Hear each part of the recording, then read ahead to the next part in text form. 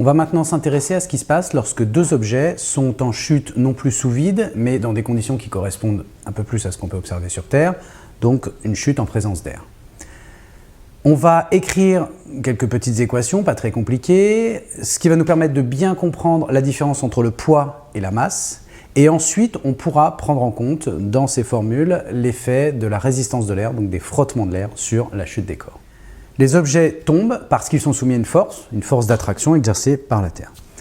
Cette force, qui est aussi bien responsable de la chute des corps que de la rotation de la Terre autour du Soleil ou encore la rotation des satellites autour de la Terre, est donnée par une loi universelle qu'on appelle la loi universelle de la gravitation de Newton. Alors voyons maintenant ensemble ce que nous dit cette loi. Nous allons ici considérer deux objets, un objet de masse grand M, un objet de masse petit m. Ces deux objets sont placés à une distance petit r l'un de l'autre, et ils vont interagir via l'interaction gravitationnelle. Ceci va se traduire par une force attractive exercée par l'objet grand M sur l'objet petit m, mais également de l'objet petit m sur l'objet grand M. Donc ces deux objets vont mutuellement s'attirer avec une force qu'on va noter grand F indice petit m et grand F indice grand M, et elles sont données par le produit de la masse de chacun des deux objets, donc petit m fois grand M.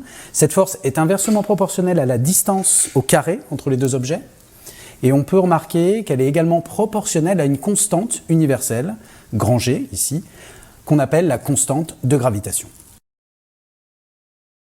On considère maintenant un objet attiré par la Terre. On va ici remplacer la masse par la masse de la Terre. Si l'objet se situe à quelques dizaines ou centaines de mètres du sol, on va pouvoir faire l'approximation que petit r, la distance entre le centre de la Terre et le centre de l'objet, est proche du rayon terrestre. Le dénominateur est donc remplacé par le rayon de la Terre au carré. Et on se retrouve avec l'expression de la force exercée par la Terre sur l'objet, F indice petit m, donnée par petit m la masse de l'objet, multipliée par un ensemble de constantes, grand G la constante gravitationnelle, la masse de la Terre, et le rayon de la Terre au carré au dénominateur. Cet ensemble de constantes, on va le remplacer par une constante qu'on appelle l'accélération de la pesanteur et qu'on note petit g. Petit g vaut 9,8 mètres secondes moins 2 à la surface de la Terre.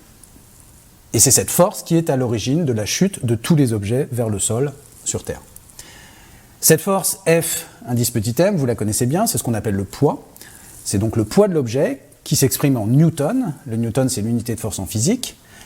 Le poids, c'est simplement le produit de la masse de l'objet en kilogrammes multiplié par l'accélération de la pesanteur en mètres secondes moins 2. Pour faire le lien entre la force exercée sur un objet et le mouvement de cet objet, on va une nouvelle fois faire appel à Newton. On a bien compris la chute sous vide. Maintenant, que se passe-t-il si on réalise l'expérience dans l'air? Il va falloir prendre en compte cette fois-ci l'effet des frottements qui vont ralentir le mouvement de chute. Cette force de frottement, en fait, elle ne dépend pas de la masse de l'objet, elle ne dépend que de sa forme et de la vitesse de chute de l'objet dans l'air. On va donc faire l'expérience en considérant deux objets de même forme.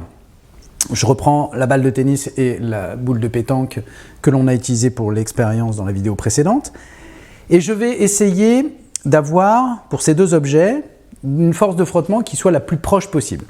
Les deux objets ont la même géométrie, deux sphères.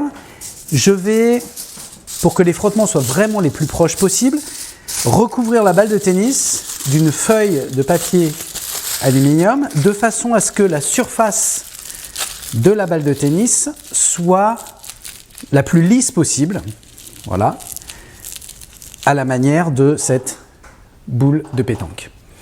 On va maintenant réaliser l'expérience, lâcher ces deux objets. Alors, l'expérience que l'on a réalisée précédemment avec la balle de tennis et la boule de pétanque, on avait observé la chute sur une hauteur d'1,50 m à peu près. Ici, on va prendre un peu plus de hauteur, on va aller sur le toit de l'université, et puis lâcher ces deux objets de même forme, pour lesquels les frottements a priori sont vraiment très proches, mais des objets de masse très différentes. On va les lâcher d'une dizaine de mètres de hauteur et puis voir ce qu'on peut observer et comparer le temps de chute de ces deux objets.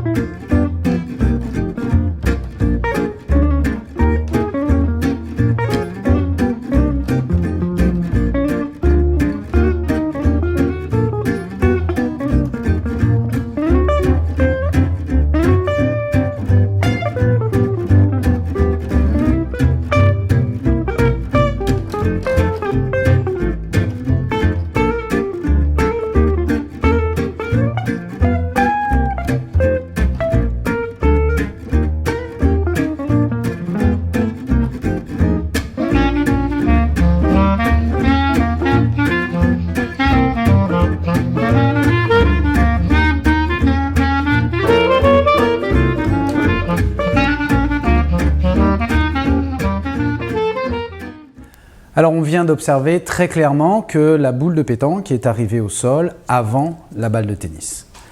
Ça peut sembler un peu surprenant parce qu'on avait vu que sous vide, pour la chute libre sous vide, tous les objets, quelle que soit leur masse, tombent exactement de la même façon. Ici, on a deux objets avec des masses différentes, certes, mais pour lesquels les frottements, a priori, sont identiques. Même forme, même état de surface. Et pourtant, ils ne tombent pas à la même vitesse.